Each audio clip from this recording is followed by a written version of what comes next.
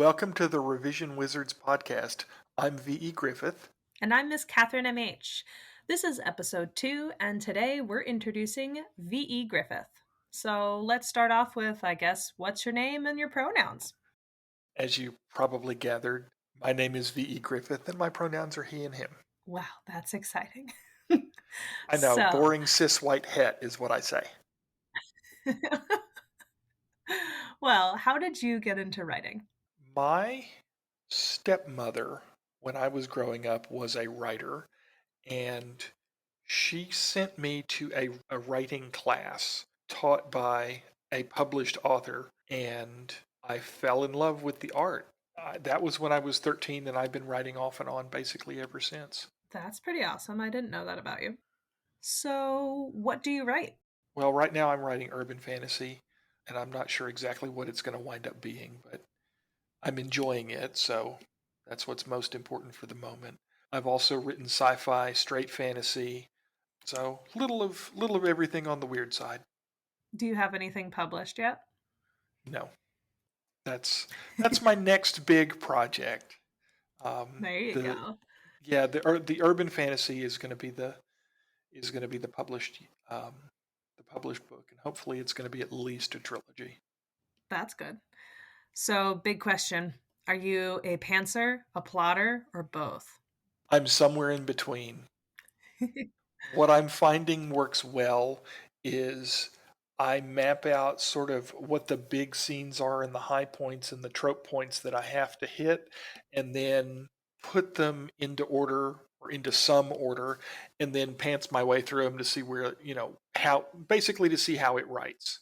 And that seems to be working pretty well for me. Good for you. You plotters are important to the world, I suppose. I don't understand you pantsers. It's just it scares me to go into something like that, 100,000 word novel without any kind of plan. Well, we've had this discussion before, but you're also someone who uses Scrivener, so like I really don't understand Scrivener and plotters. I don't understand Google Docs and pantsers. It is what it is. It takes all kinds, I suppose. It does. All right, what kind of themes do you like to put into your writing, or would you say surrounds your writing? Right now, I'm looking at themes surrounding economic justice. Ooh. Yeah, and in some ways it's a reflection of my own political beliefs, which I think that a lot of people inject themselves into their writing, Hmm. but that's kind of what I'm looking at. It's like what would what would a dystopian world look like in 50 years from now from an economic standpoint? That's really cool. Scary, but also cool. All right, so we know how you got into writing. What about editing? What made you, you know, decide editing was your thing? I've been members of writers groups. I've helped people in the past, and I really, really, really enjoy helping people make their own writing better. And I feel like I have a pretty good knack for it. All of the feedback that I've gotten has been positive. And I've looked at sometimes the before, obviously, then I do my thing, send it back to the author. The author rewrites or not based on my suggestions. And then a lot of times I'll see the final product and it winds up being a lot better. And that's really fulfilling to me is helping people make their stories better. That's awesome. So, why did you become a three-story method editor? The three-story method struck me as something that is simple enough that even I can wrap my head around it. I looked at Story Grid and couldn't get through it. Uh-huh. I looked at some of the other writing methodologies that are out there, and they just didn't work for me. Three-story method is simple, straightforward, doesn't have a lot of words, doesn't have a lot of you know conflict, choice, consequence. Very, very simple concepts, but when you think about them, they're very, very powerful. And So part of the reason why I became a three-story method editor was to help people learn and internalize those concepts to the point where, after we're done, you don't even have to think about it. Your stories are just that much better because you have internalized conflict, choice, and consequence in your scenes and in your stories. That's awesome. Now, I know your editing specialties because I have experienced your amazing specialties, but what are they for anybody else who doesn't know? All three-story method editors offer the three-story method story diagnostic, which is a deep dive into your story and looks at conflict, choice, consequence, and a bunch of other necessary parts of your story. So I do that, and I also do line editing, which is basically a line-by-line go-over of your scene, of your story.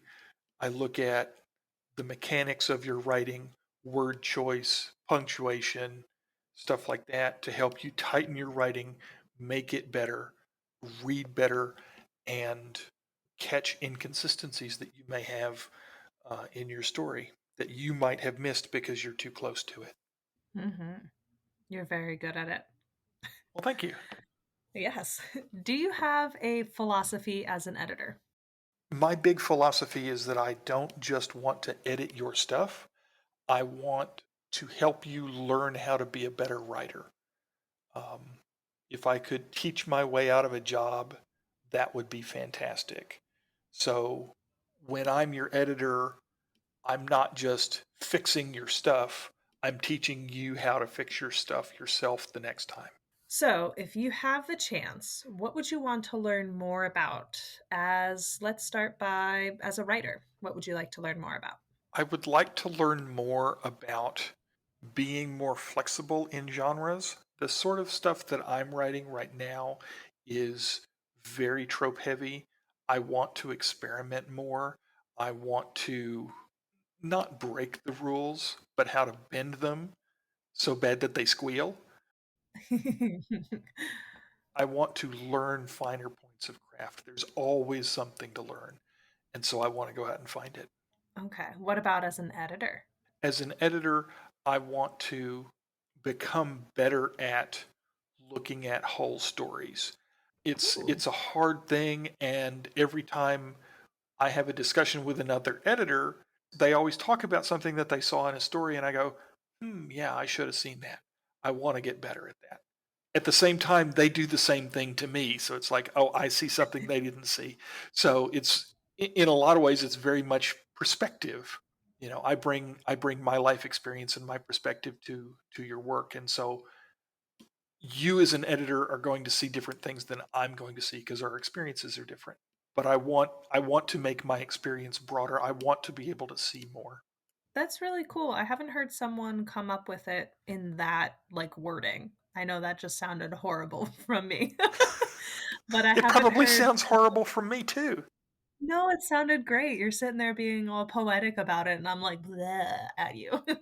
But it sounds really cool because I haven't heard someone talk about how they want to be able to, I guess, see a book from multiple avenues. I think Yeah, is the way it's I put very it. much that's very much what I want to do. That's awesome. Okay. What is your absolute favorite part about writing? The word count when I'm done. Really? I forget who originally said it, but I hate writing and I love having written. So that's writing for me is very slow. I'm getting better at it, and I'm as all of us are. I'm trying to find ways to become more productive at what I'm doing and get the word count in because my time is limited because day job. But Mm. I really enjoy seeing how much I've accomplished from that struggle. Now, are you that kind of writer who has to have a perfect sentence, or are you able to just, okay, we're going to spit a whole bunch of words out on the page and that will be that? No, I go pretty slowly when I'm choosing words. I wouldn't say that things have to be perfect, and I have gotten better at shutting down the editor. I'm working hard at moving forward and not going back. Once I'm done with a text block in Scrivener, I am done with it and I move forward. And then when I get to the end of the manuscript, then we'll snapshot it, we'll turn it around, we'll start editing, and that'll be fine. But that's later. I am not anymore the sort of person who goes over and over and over and over chapter one and never moves forward.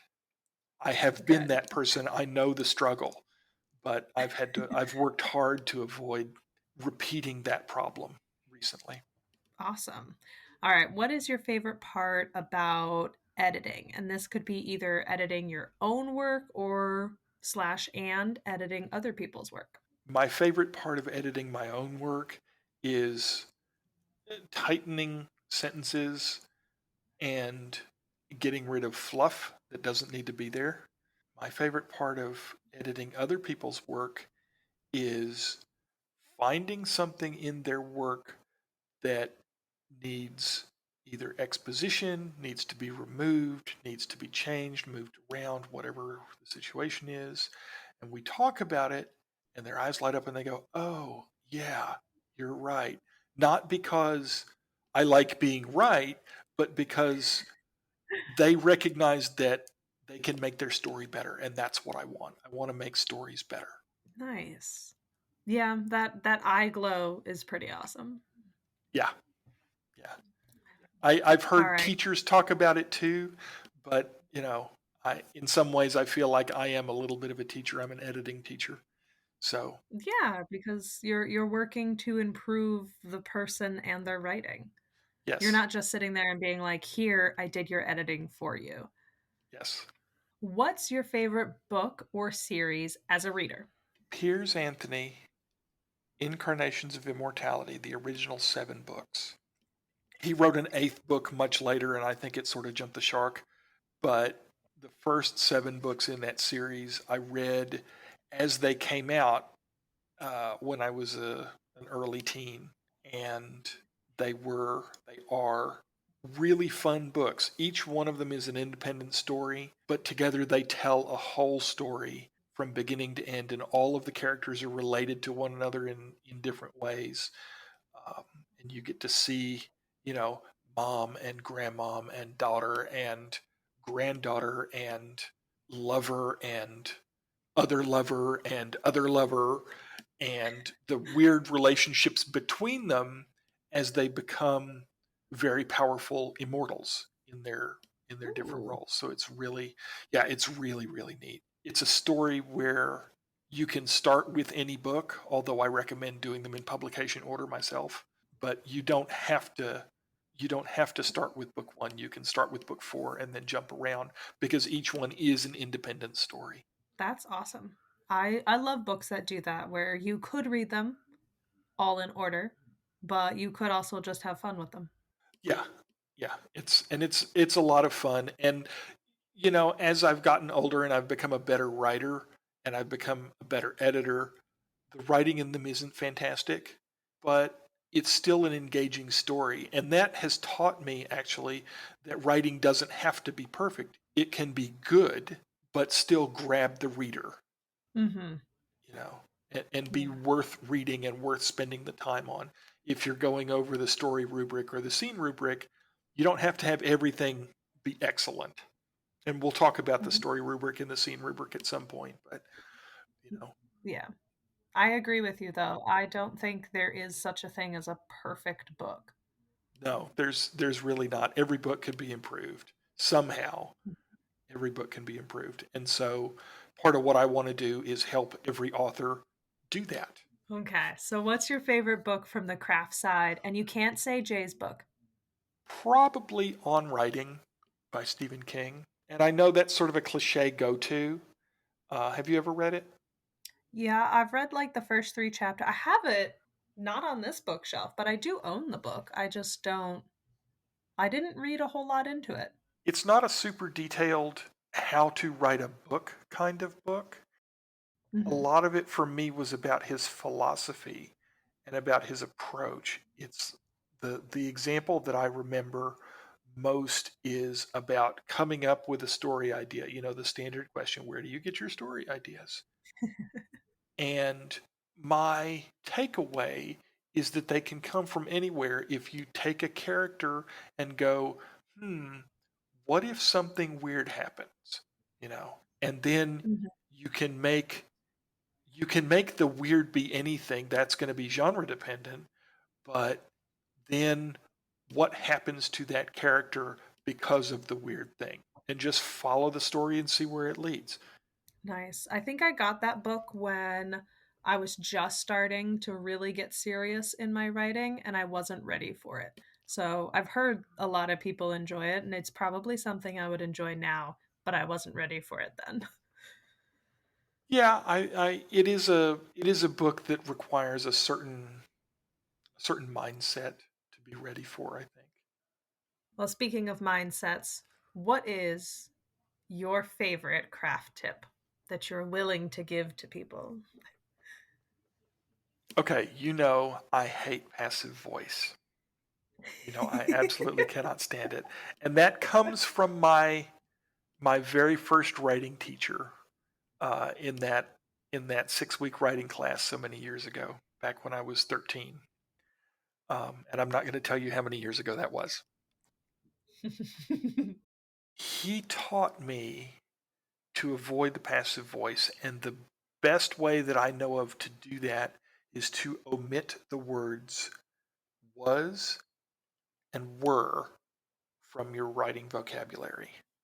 If you do that, you will force yourself to write more active sentences.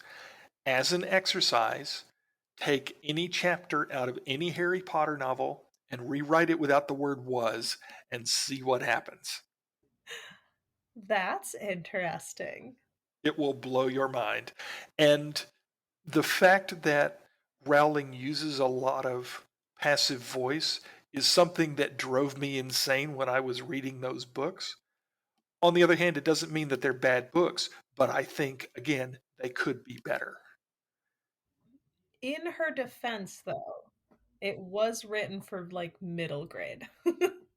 No, I understand. I understand, but I also understand that even middle grade kids can read active voice sentences and enjoy them. That's true. Okay, so where can we find you on the internet? You can find me at vegriffith.com, and you can find us together at revisionwizards.com. And if you want to be an OG member of the Revision Wizards community, you can join us for as little as $2 a month at patreon.com/revisionwizards. Awesome. And you can find me at scribes-pen.com.